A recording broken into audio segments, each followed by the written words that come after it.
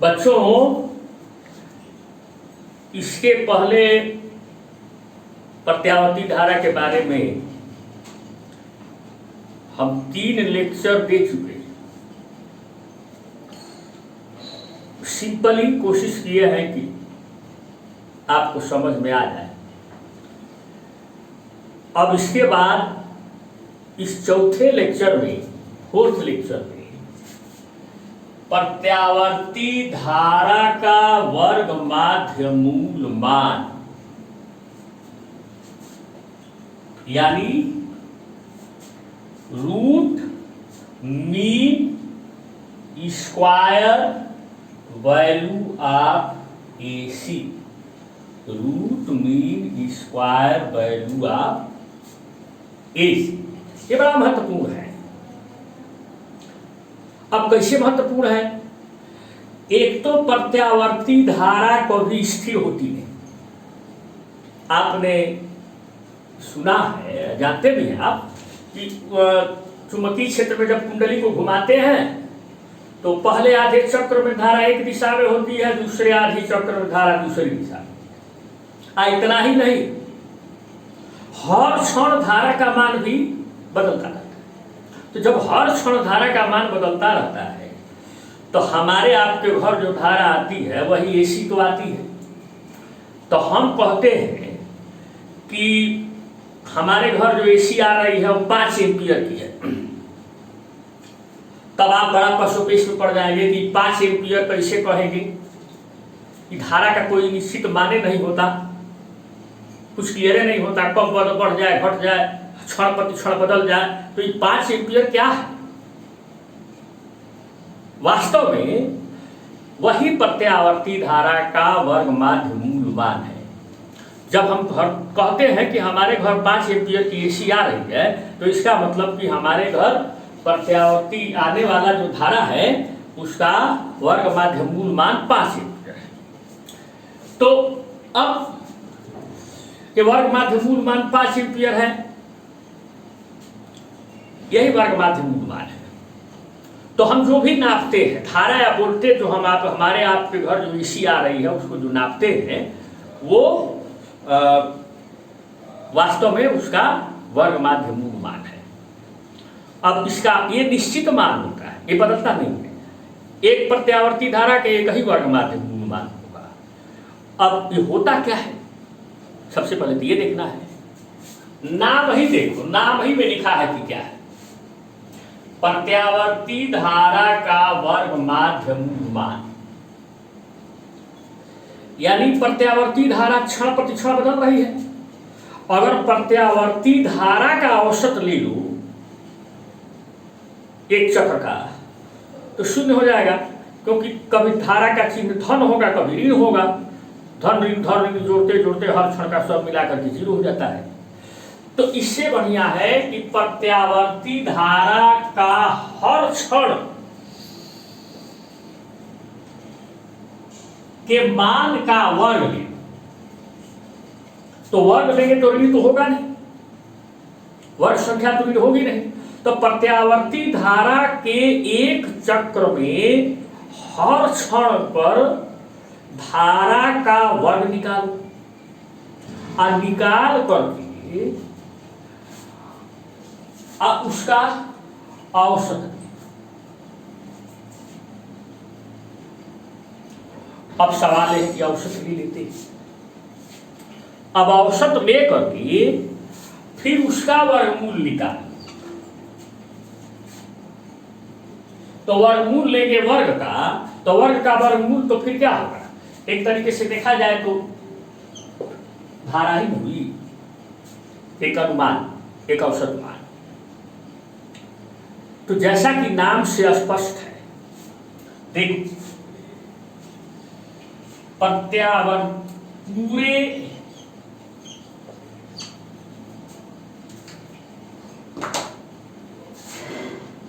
एक चक्र के लिए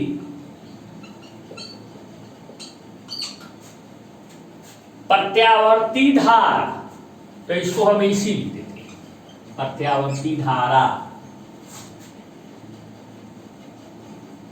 के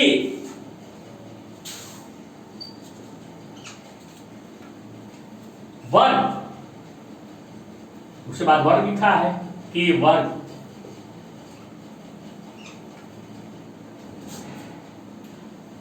उसके बाद लिखा है माध्य के औसत, वही माध्य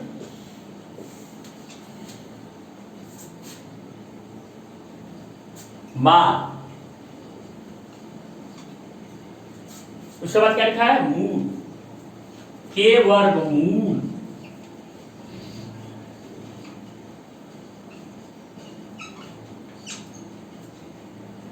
को प्रत्यावर्ती धारा का यानी एसी का वर्ग माध्य मूल मान कहते हैं। तो जैसा नाम वही परिभाषा, यानी पूरे एक चक्र के लिए प्रत्यावर्ती धारा के वर्ग के औसत मान के वर्गमूल को प्रत्यावर्ती धारा का वर्ग माध्य मूल मान कहते हैं। तो अब इसे कैसे दर्शाएंगे? देखो अंग्रेजी वाले नाम से रूट मीन स्क्वायर RMS, इसे IRMS से दर्शाते। आई के आगे सफिक्स लगा रहता है IRMS। अब एक सवाल ये उठता है कि तो इंटीग्रेशन का मामला है, समाकलन का मामला है। अब क्षण प्रतिक्षण धारा के मान के वर्ग को जोड़ के उसका औसत लेना पड़ेगा। तो हमने कहा था ना कि इंटीग्रेशन से बचने के लिए कुछ उपाय हम बताए हैं, तो चलो यहां भी इंटीग्रेशन से बचा देते हैं। थियोरेटिकल मामला है, मेन चीज समझना है। तो कैसे, ये तो लिख लिए बच्चों कि पूरे एक चक्र के लिए एसी के वर्ग के औसत मान के वर्गमूल को एसी का वर्ग माध्य मूल मान कहते हैं। इसे IRMS से दर्शाते हैं। अब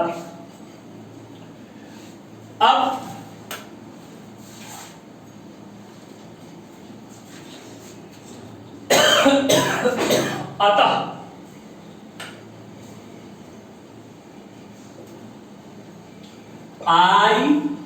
IRMS बराबर पहले एक चक्र का वर्ग जोड़ो धारा का, उसके बाद उसका औसत ले लो, औसत के लिए बार लगा देंगे, उसका वर्गमूल, ये समीकरण नंबर I स्क्वायर बार का रूट, I स्क्वायर बार का। अब कैसे निकालेंगे? तो देखो, एक क्षण पर धारा क्या है? क्षण t पर धारा, क्योंकि I बराबर I0 जो धारा का पीक वैल्यू है, अधिकतम मान है, साइन ओमेगा I बराबर I0 साइन ओमेगा। ये क्षण t पर धारा का, प्रत्यावर्ती धारा का मान है। अब इसको वर्ग, इसलिए I स्क्वायर बराबर क्या होगा बच्चों? I0 स्क्वायर, I ऑप्टिमम है एक तरीके से इसको कहते हैं, साइन स्क्वायर ओमेगा। अब एक वर्ग का एक चक्र के लिए औसत लो,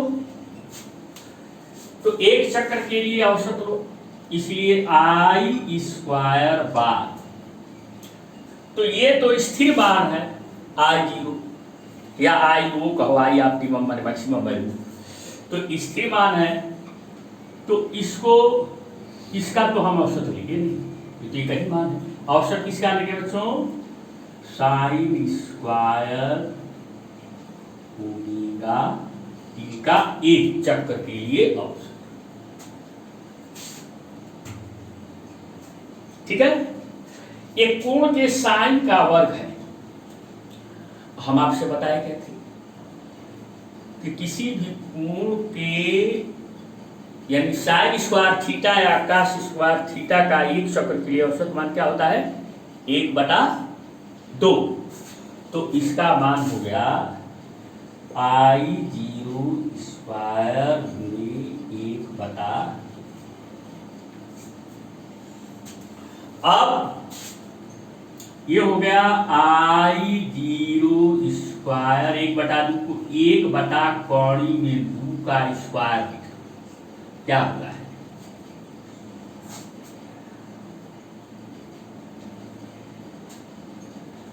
ठीक है, या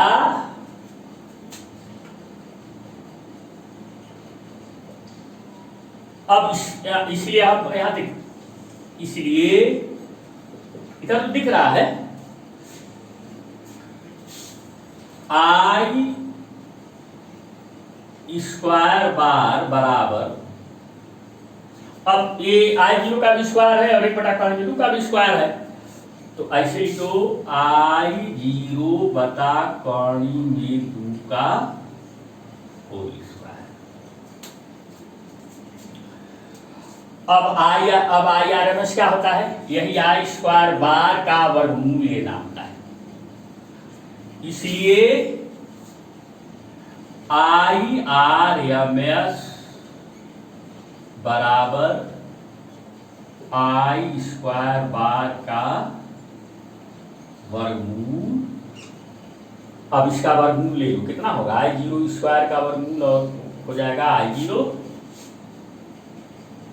आज कौड़ी में 2 का स्क्वायर है, इसका वर्गमूल हो गया कौड़ी में, यहां से वर्ग हटा दो, वर्गमूल भी लिखा। तो 1/2 I0 है, 1/2 में 2 I0 है, तो I0 तो बदलेगा नहीं, तो 1/2 का मान कोई बहुत मुश्किल काम नहीं है, लगभग 0.707 आएगा, या IRMS बराबर 0 है 1/2 का मनवा लिखते हैं 707 I, यानी आरएमएस वैल्यू जो है वो धारा के अधिकतम मान का लगभग 0.707 गुना होता है, माने 1/2 में 2 गुना होता है। इसी तरह प्रत्यावर्ती वोल्टेज का भी वर्ग माध्य मूल मान आता है, निकाल सकते हो ऐसे V बराबर V0 साइन ओमेगा लिख करके आप उसी तरह से लिख सकते। इसी प्रकार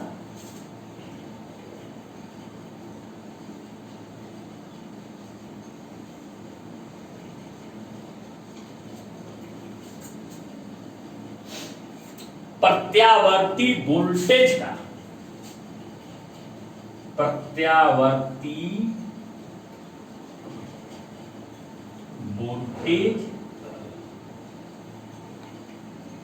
का वर्ग माध्य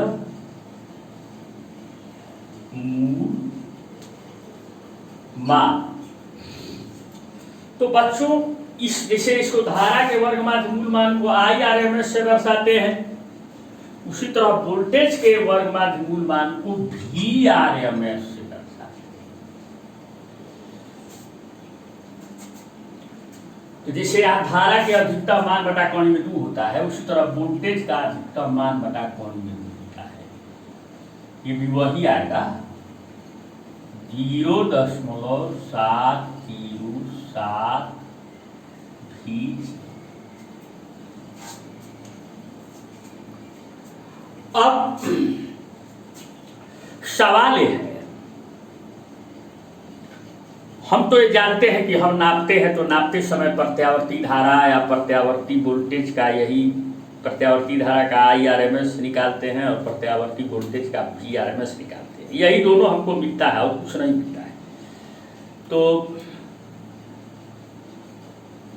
लेकिन एक सवाल है, काहे निकालते हैं, क्यों निकालते हैं?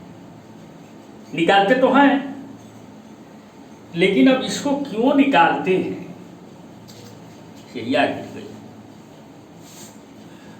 अब इसके लिए इसका महत्व देखो, ठीक है? तो महत्व क्या है, क्यों निकालते हैं? जैसे हम कहते हैं कि अब यहां पे इसका महत्व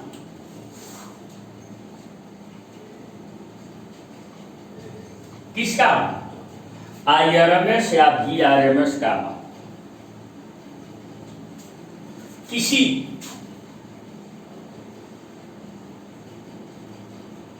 या किसी विशेषता को या महत्व को या जो भी आपको समझ में आए, इसका अर्थ समझने के लिए किसी प्रत्यावर्ती धारा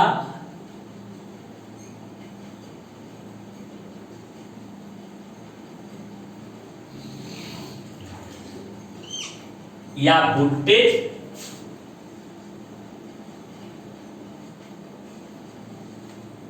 का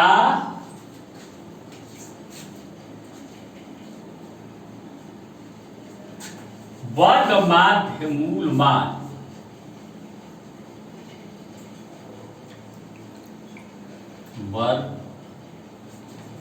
माध्यमूल मान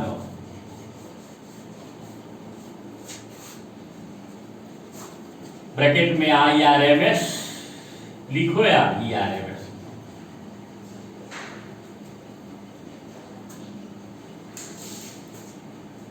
दिष्ट धारा किसे कहते हैं बच्चों?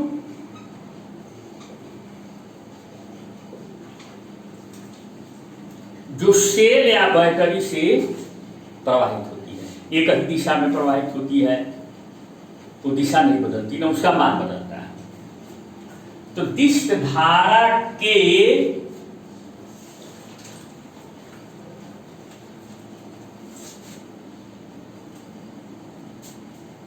दिष्ट धारा या वोल्टेज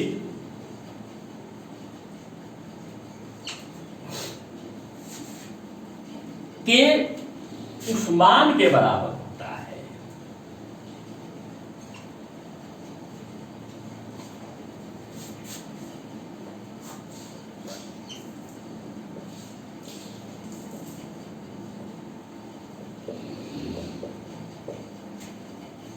जिससे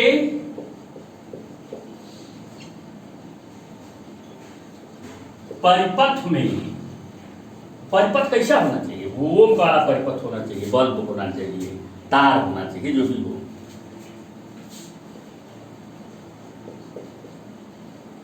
ऊष्मा उत्पन्न होने की दर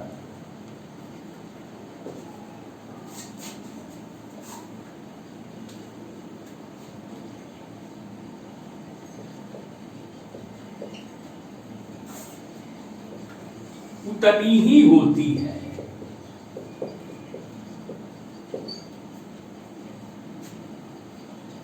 जितनी की, बड़ा महत्वपूर्ण है, उस प्रत्यावर्ती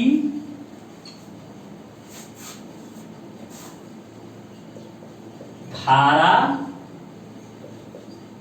वोल्टेज आप लिख कर दिए हैं से होती है।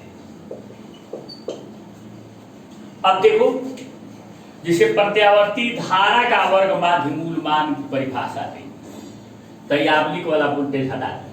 किसी प्रत्यावर्ती धारा का वर्ग माध्य मूल मान IRMS दिष्ट धारा माने डायरेक्ट करंट के उस मान के बराबर होता है जिससे परिपथ में ऊष्मा उत्पन्न होने की दर माने परिपथ की शक्ति पावर उतनी ही होती है जितनी की उस प्रत्यावर्ती धारा से होती है।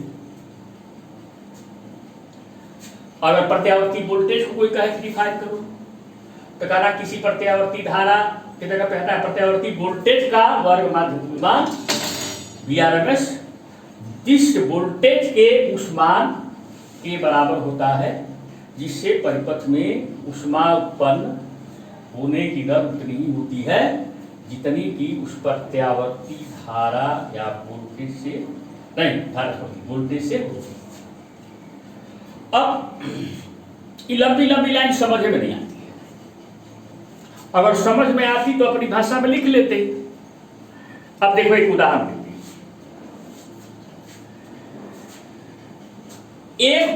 एक सवाल लिखते हैं, जरूर देखो।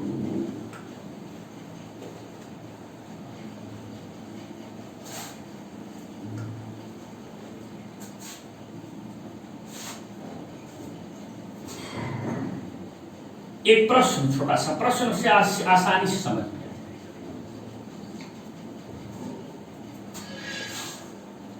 एक प्रत्यावर्ती धारा एक AC का IRMS 5 एम्पियर है।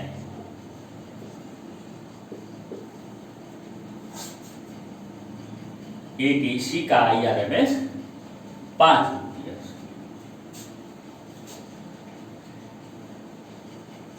उसी परिपथ में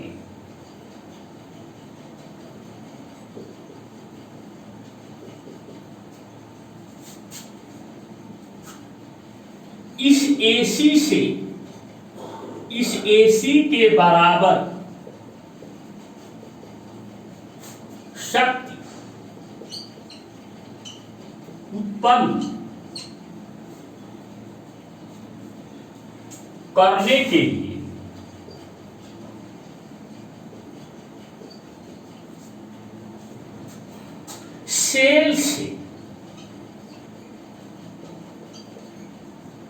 सेल या बैटरी से कितनी धारा प्रवाहित करनी होगी।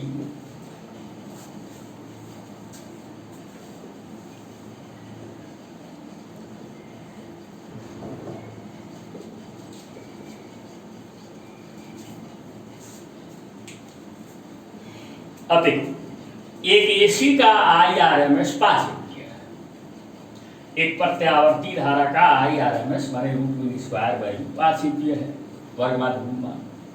उसी परिपथ में इस AC के बराबर शक्ति उत्पन्न करने के लिए सेल या बैटरी से कितनी धारा प्रवाहित। अब देखो, अब छोटा सा उत्तर है। अभी जो परिभाषा लंबी लंबी लाइन में बिना मतलब कहा कि लिखना हमारी मजबूरी है, लिख दी। अब देखो, मान लो यहां एक बल्ब है,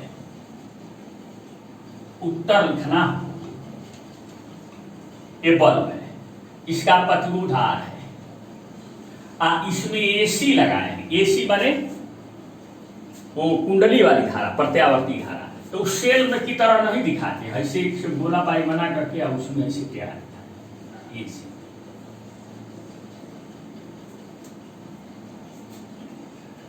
तो इस AC से कितना धारा इस सेल या बल्ब में जा रही है, कितनी धारा इस बल्ब में जा रही है 5।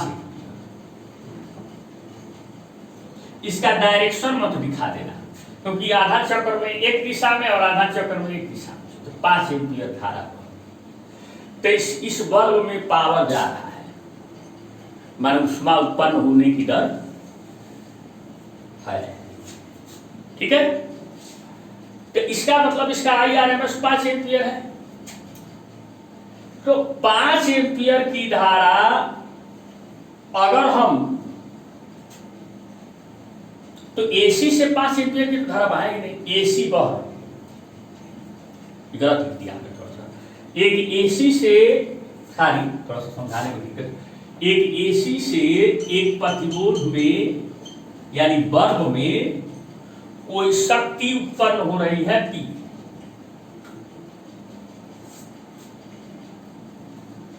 शक्ति यानी ऊष्मा उत्पन्न होने की दर जो भी है इसमें उत्पन्न। हमारी बात समझ में आ रही है कि एक प्रत्यावर्ती धारा का स्रोत है,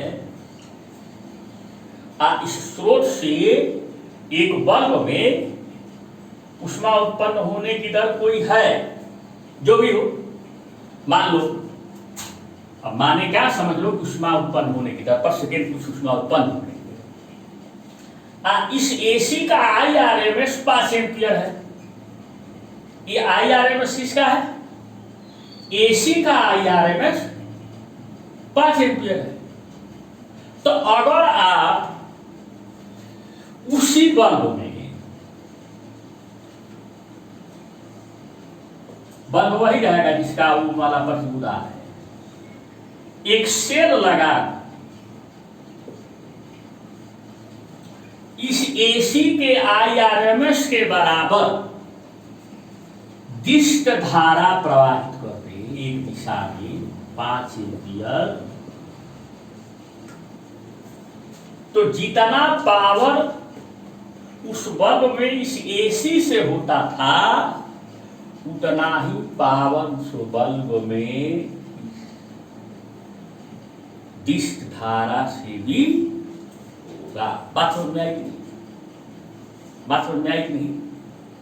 क्या करने का मतलब है, एक बार और समझ लीजिए कि एक प्रत्यावर्ती धारा है और उस प्रत्यावर्ती धारा से हमने एक बल्ब या प्रतिरोध कोई भी जैसे भी जोड़ दिया है, आज जोड़ करके उसमें प्रत्यावर्ती धारा हमने प्रवाहित कर दिया। तो प्रत्यावर्ती धारा तो हमने प्रवाहित कर दिया, हमको मालूम क्या है, ये प्रत्यावर्ती धारा का IRMS मालूम है। प्रत्यावर्ती धारा तो हमें नहीं मालूम क्योंकि वो तो क्षण प्रतिक्षण बदल रही है। इसका IRMS एक निश्चित मान है, वो हमें मालूम है 5 एम्पियर। तो ये प्रत्यावर्ती धारा से इसमें ऊष्मा उत्पन्न होगी, इसमें शक्ति उत्पन्न होगी, इसमें ऊष्मा उत्पन्न होने की दर होगी। हम अगर चाहते हैं, जब ये धारा क्षण प्रतिक्षण बदल रही है, हम चाहते हैं कि जितनी ऊष्मा उत्पन्न होने की दर इस प्रत्यावर्ती धारा से है उतनी ही ऊष्मा उत्पन्न होने की दर सेल से प्राप्त करने के लिए कितनी धारा प्रवाहित करनी होगी। तो अगर हम इसको हटाकर, ये प्रत्यावर्ती धारा स्रोत को हटाकर इसके जगह पे सेल लगा दें, इस AC के IRMS 5 एम्पियर के बराबर सेल से धारा प्रवाहित कर दें इसमें, तो उतनी ही इसमें ऊष्मा उत्पन्न होने की दर होगी जितनी की इस AC से उत्पन्न होती। अब बात समझ में आई? अब तो बात समझ में आई। तो किसी प्रत्यावर्ती धारा का IRMS दिष्ट धारा के उस मान के बराबर है जिससे ऊष्मा उत्पन्न होने की दर उतनी ही होती है किसी परिपथ में जितना कि उस प्रत्यावर्ती धारा से होती है।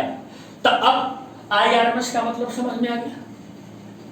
किसी प्रत्यावर्ती धारा का IRMS 5 एम्पियर है और ऊष्मा उत्पन्न होने की दर उतना ही प्राप्त करना हो सेल से उसी परिपथ में, तो सेल से 5 एम्पियर की धारा उसी परिपथ में बहा दो तो उतनी ऊष्मा उत्पन्न होने की दर आपको प्राप्त होगी। तो यह एक निश्चित मान है, एक निश्चित मान है।